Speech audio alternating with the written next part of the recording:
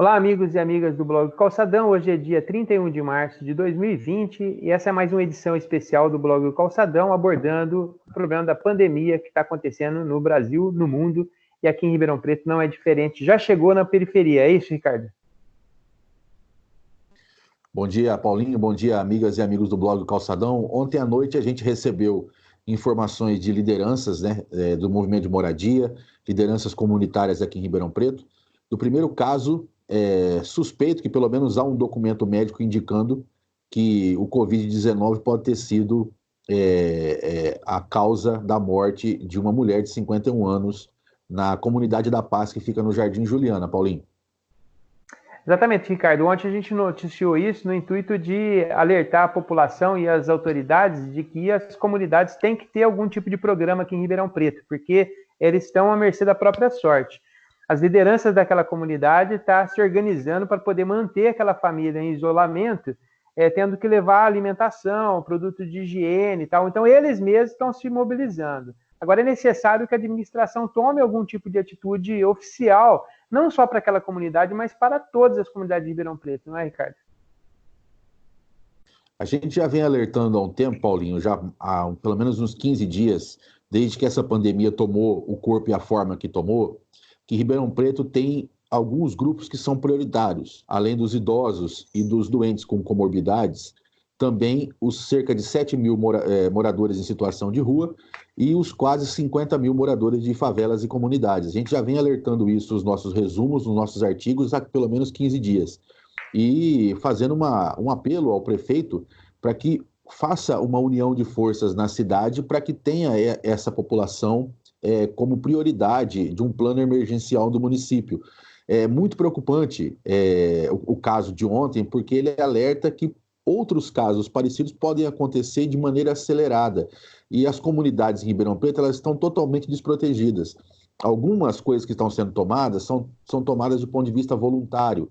ONGs, associações, lideranças que se unem em movimentos voluntários, o próprio Conselho Tutelar pressionando para que a merenda escolar possa ser distribuída nas comunidades para as crianças que não têm, que só conseguem se alimentar quando vão na escola e como as aulas estão suspensas, essa alimentação poderia ter sido dada nas comunidades, ou seja, uma preocupação muito grande, Paulinho. São 50 mil pessoas que moram nessas comunidades, totalmente desassistidas e totalmente mal informadas do ponto de vista do poder público, por parte do poder público, de como fazer o isolamento correto nos locais onde essas pessoas moram. Correto, Ricardo. Ainda há tempo da prefeitura tomar essas atitudes, porque, embora possa ter acontecido alguns outros casos que não foram notificados ainda, a gente tem notícia de um objetivamente, que foi esse caso que aconteceu no sábado à noite, que veio ter notícia ontem. Que, inclusive, a administração nem considera ainda, pelo menos eu não ouvi nenhum órgão de imprensa desses oficiais fazer essa repercussão dessa notícia. Ricardo, mas ontem o prefeito teve uma conferência com outros prefeitos. E como que foi essa conversa? Como que está a postura do prefeito Nogueira nesse momento tão grave? Só para poder atualizar, Paulinho, no dia de hoje, nós temos 46 casos confirmados em Ribeirão Preto, né? Com uma morte confirmada e essa outra morte que está para ser confirmada. E no estado de São Paulo, nós chegamos a 113 mortes aqui no estado de São Paulo.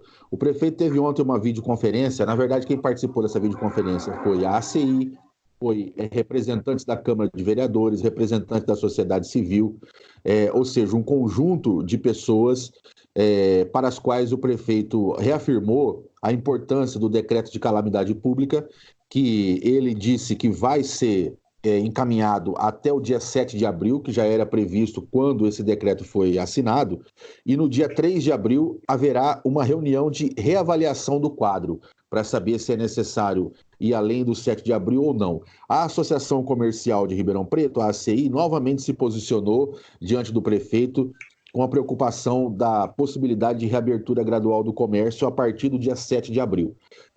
Mas o que todos os analistas e especialistas têm dito, e o exemplo internacional, por exemplo, o que está acontecendo nos Estados Unidos hoje, mostra que a partir do dia 7 de abril, o Brasil vai estar entrando no pico de gravidade da doença. Então, com certeza, esse decreto de calamidade vai ter que ser estendido, mesmo com a pressão dos comerciantes com relação à abertura do comércio. O que nós falamos, Paulinho, que nós fazemos aqui um apelo sempre ao prefeito, é que o prefeito lidere uma junção de forças, de todas as forças vivas de Ribeirão Preto, para poder proteger a cidade, poder brigar por mais leitos de UTI, por respiradores e, principalmente, nós vamos voltar a falar nisso, principalmente um plano de emergência, um plano emergencial que possa proteger as pessoas em condição de fragilidade. Se você somar os 50 mil moradores de comunidade com os 7 mil moradores de rua, nós estamos chegando na casa de 60 mil ribeirão-pretanos que estão completamente desprotegidos da pandemia, Paulinho. Eu acho que assim, Ricardo, essa questão de sempre marcar uma data para reavaliar é importante, porque a situação é tão dinâmica e a gente tem que sempre acompanhar dia a dia os acontecimentos. Agora, o que é certo é que Ribeirão Preto precisa de ter uma atenção preventiva, principalmente nos locais de mais carência, né? Como essa questão da favela é uma coisa muito importante. Tem muita gente que essa questão de fica em casa tal é importante, mas se você for na realidade real, quer dizer, na situação real, concreta das pessoas que moram na favela, é muito difícil. As casas são juntas, as casas são ruins, as pessoas não conseguem segurar as crianças, porque tem muita criança na rua, tem muita gente desocupada, os problemas sociais se agravam cada vez mais. Fora isso, as pessoas não estão muito felizes lá, porque elas não têm sabonete, não têm sabão, muitas vezes não têm água, vivem fazendo gasto de tudo quanto é coisa, porque não tem como sobreviver de maneira como as pessoas pensam que é normal, né? Fica em casa, lave as mãos. Não é bem assim que acontece na realidade lá na comunidade. Ricardo, agora o governo federal, esse é o último assunto que nós vamos tratar hoje, o governo federal, junto com o Congresso e toda a sociedade, precisa de ter ação concreta de suporte para essas famílias com renda. Por parte do Bolsonaro, ele propôs uma ajuda de R$200 por família, por pessoa que estiver em situação de dificuldade. O Congresso e as forças democráticas do país conseguiram reverter essa situação e elevar esse valor para R$600, em alguns casos até R$1.200. Passou na Câmara e passou no Senado. Agora volta para o presidente sancionar. É isso? É isso mesmo, Paulinho. Nós sempre dissemos aqui, e a partir da experiência internacional e dos especialistas em saúde pública, que a única atitude cabível nesse momento, diante da gravidade da crise, é o isolamento social. E o isolamento social, ele significa que as pessoas não vão poder trabalhar, não vão poder sair às ruas, e isso é um baque na economia. E como que os outros países estão tentando resolver, ou pelo menos mitigar essa realidade, né, de caos econômico a partir do isolamento social? Através do Estado, através de investimento público, políticas de distribuição de renda para os trabalhadores e política de apoio de crédito para os empreendedores, para que você possa, pelo menos, amenizar as dificuldades econômicas. E cobrávamos isso do Brasil. O Congresso Nacional saiu na frente, propôs o que eles chamam de renda básica emergencial, que foi aprovado na Câmara dos Deputados, foi aprovado ontem no Senado e agora vai para a sanção presidencial. O que o presidente tem que fazer? O presidente tem que sancionar, ou seja, aprovar esse projeto, e ele tem que regulamentar, ele tem que dizer os pormenores, como cada pessoa vai poder acessar esse recurso. É isso que está agora nas mãos do presidente. E nós temos que cobrar para que ele faça isso da maneira mais rápida possível. No máximo até amanhã, isso tem que estar sancionado e regulamentado para que as pessoas possam acessar. Porque você disse muito bem, Paulinho, nas comunidades, não só de Ribeirão Preto, mas do Brasil inteiro, as pessoas já estão passando fome, porque elas não têm acesso a recursos.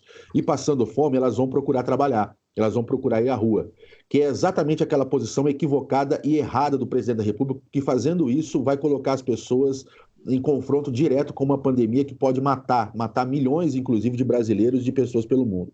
Então, diante disso, nós temos que cobrar o presidente para que sancione. Outros detalhes a partir da regulamentação e da sanção que a gente espera do presidente vão ser colocados e a gente volta a fazer de novo um vídeo dizendo os pormenores. Mas o que foi aprovado ontem, Paulinho? Foi aprovado uma renda básica emergencial que vai... Não, só para poder constar, que eu acho que é importante isso. O mesmo Congresso que o presidente pediu que fosse fechado naquela irresponsável manifestação do dia 15, é o Congresso que veio hoje dar resposta para a sociedade, colocando de forma mais digna essa ajuda para todo cidadão brasileiro. Exatamente. Você toca num assunto muito importante que eu acho que é fundamental conscientizar cada trabalhador e cada trabalhadora do Brasil. Essa crise do coronavírus tem realmente mostrado quem é quem nesse país, tem mostrado quem tem responsabilidade e quem não tem, e principalmente tem mostrado que as políticas públicas são fundamentais. O SUS, a educação pública e principalmente as instituições democráticas. Inclusive a gente já disse isso aqui em vídeos, Paulinho. Todos nós temos a liberdade de criticar as instituições, dizer que o Congresso precisava trabalhar melhor, que o STF precisava trabalhar melhor, que a presidência, que o prefeito, que a Câmara de Vereadores, o governador, tudo é criticável. A gente só não pode pedir o fechamento e a destruição dessas instituições, porque na hora que mais precisa, Paulinho, é o Estado brasileiro, são as instituições que vão buscar soluções para problemas que podem, inclusive, colocar a vida das pessoas em risco com o problema do coronavírus. Você tem toda a razão, Paulinho. A nossa intenção hoje de fazer essa chamada aqui especial novamente era já de começar a colocar para as pessoas como que vai ser esse processo na prática, como que as pessoas vão adquirir esse benefício. O governo teve esse tempo todo, sabia que ia ser liberado de alguma forma. Ele já poderia ter adiantado isso. O que a gente percebe é que não existe mais equipe econômica no governo, não existe mais... você não vê o governo em nada mais, né? Assim, até o ministro da Saúde, que estava fazendo a apresentação ontem, foi calado diante de uma pergunta sobre a movimentação do presidente. Então, o governo está inerte, ele está sem ação. Então, por exemplo, hoje a gente queria falar para as pessoas como é que elas vão fazer na prática. Como a gente não vai conseguir fazer isso, porque a gente não tem essa informação, Ricardo, o que você acha que cada cidadão, cada cidadã tem que fazer hoje para poder conseguir liberação desses recursos o mais rápido possível? Exatamente. O governo federal, Paulinho, só para pontuar o que você falou, o governo federal ele está se omitindo e, no caso do presidente da República, atrapalhando as medidas necessárias para o combate à pandemia. Essa é a verdade que tem que ser colocada. Quem está liderando o processo são os governadores e agora o Congresso Nacional. Essa medida, ao ser sancionada e regulamentada pelo presidente, garante que nos próximos 3 meses os trabalhadores e as trabalhadoras consigam fazer o isolamento necessário para não morrer nessa pandemia. O que foi aprovado ontem? Vai de R$600, em alguns casos até R$1.200. R$1.200 é quando a mulher cuida sozinha da família. Ela pode receber até R$1.200. E, no geral, as pessoas vão poder receber R$600 por família. De 2 jeitos, nos próximos 3 meses, Paulo Honório, de 2 jeitos. Trabalhadores informais, que são chamados MEIs, né? Microempreendedores individuais, que conseguem através de um cadastro, que esse cadastro vai ter que ser regulamentado pelo governo, o governo vai ter que falar assim, ó, você preenche isso aqui de tal forma, diz que você é MEI e você vai ter direito ao benefício. E todas aquelas pessoas que são cadastradas no chamado cadastro único. O governo já tem 29 milhões de famílias cadastradas nesse cadastro. São 13 milhões que já recebem o Bolsa Família e o restante que ainda não recebe.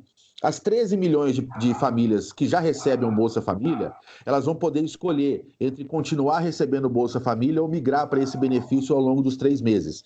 E as outras famílias, né, as 16 milhões de famílias restantes, que estão no cadastro único, vão poder fazer direto e receber direto através do Banco Público, Banco do Brasil, Caixa Econômica Federal. Agora, como as pessoas vão poder acessar isso, de que forma, qual é o cadastro, tudo isso depende do presidente da República aprovar o que foi dito ontem pelo Senado e regulamentar. Então, assim, no máximo até amanhã, isso tem que estar colocado, porque as pessoas que mais precisam já estão passando fome, Paulinho. E se elas estiverem passando fome, é direito delas saírem à rua para buscar trabalho. Só que ao sair na rua para buscar trabalho, ela vai colocar a vida dela e a vida de quem ela mais ama em risco. É esse o dilema que está sendo vivido no Brasil. E entre o falso dilema entre economia e saúde, porque isso é um falso dilema, esse dilema não existe, porque o que existe na prática é a proteção à vida. Esse projeto que foi aprovado ontem no Senado resolve esse falso dilema, porque ele dá condições para as pessoas poderem ficar em casa. E há outro projeto sendo aprovado no Congresso e sendo encaminhado ao presidente, que é o projeto que dá proteção aos empreendedores, aos donos de comércio, aos donos de loja, aquelas pessoas que têm empresas e que, se não tiverem ajuda do governo, também não vão conseguir manter o salário dos seus funcionários. Então, essas duas coisas estão sendo encaminhadas pelo Congresso Nacional, com o apoio dos governadores, e só depende único e exclusivamente de aprovação do presidente da República, regulamentação para ser colocada em prática. Ou seja, tudo está na mão da instituição Presidência da República, que nesse momento, vamos repetir, você falou, O governo federal não está mais na liderança porque se omitiu disso do processo de enfrentamento da pandemia. E a figura do presidente da República não só não está na linha de frente, como está atrapalhando o processo. Ricardo, hoje é dia 31 de março, então é importante as pessoas terem noção disso e a gente vai, evidentemente, conversar com os amigos que estão nas comunidades. É importante que ninguém saia ainda para ir para banco, para ir para a prefeitura, para ir para SEMAS. Nesse momento, ainda não tem nada definido de como será o processo para se receber esse benefício. 31 de março. Pode ser que amanhã, e a gente espera que amanhã a gente já tenha essa notícia para a gente passar para todo mundo. Eu queria já encaminhando para o final. Porque amanhã é 1º de abril, né? Eu queria já encaminhando para o final, Ricardo. Ontem nós tivemos a notícia também que o companheiro Garcia de Sertãozinho faleceu. Um grande companheiro de luta por moradia. Foi uma pena, uma perda muito grave assim, para a gente. Um cara que vai fazer falta nas lutas sociais aqui da região. Exatamente, foi uma notícia muito triste. No sábado, o Garcia gravou um vídeo dizendo que ele estava acometido por pneumonia. Não se sabe se foi agravado pelo coronavírus, não se tem essa notícia. Se sabe que ele estava com pneumonia no sábado, porque ele próprio gravou um vídeo e veio a falecer ontem. Uma perda muito grande, Paulinho, para os movimentos de moradia, uma perda muito grande para a luta popular. Ele era uma liderança em Sertãozinho. Conheci o Garcia em várias oportunidades, você também. A gente só manda aqui os nossos sentimentos aos familiares e lamenta profundamente essa perda muito grande para todos nós aqui que fazemos essa luta, né? Certo. Para encerrar, Ricardo, precisou de ter essa tragédia no Brasil para alguém ouvir aquilo que o Suplicy sempre pregou, né? Que a renda básica de cidadania para todo cidadão. Tomara que a administração, o governo, os bancos não tornem isso uma burocracia que vai prejudicar ainda mais a população. Isso deveria ser irrestrito. A pessoa está precisando, ela deveria ter essa ajuda nesse momento tão grave. Que vai passar, não é uma coisa perene, não vai permanecer. É um momento de resguardo de toda a população. Então, tomara que o Suplicy seja mais ouvido ainda mais, né? E que outras pessoas e outros projetos como esse tenham ascensão nesse momento de tragédia. Eu espero que a gente consiga, Paulinho, superar essa dificuldade, a gente vai superar e a gente consiga não só individualmente nos tornarmos pessoas melhores, mas coletivamente passarmos a defender um estado de coisas, uma organização social mais justa, mais igualitária, menos excludente. Essa é a minha esperança. Beleza. Um abraço, pessoal. Até mais. A gente se encontra.